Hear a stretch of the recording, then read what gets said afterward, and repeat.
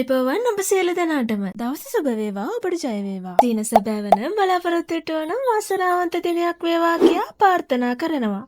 ලොව රජු කිරුළ මහජන සම්පත ලොතරැයි ප්‍රතිඵලය. අද 2025 දෙසැම්බර් මාස 10 වෙනිදා.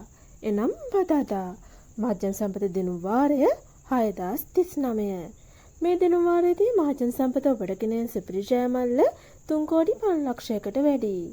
දිනමෙත පුජාංක මොනවාද අපි දැන් බලමු.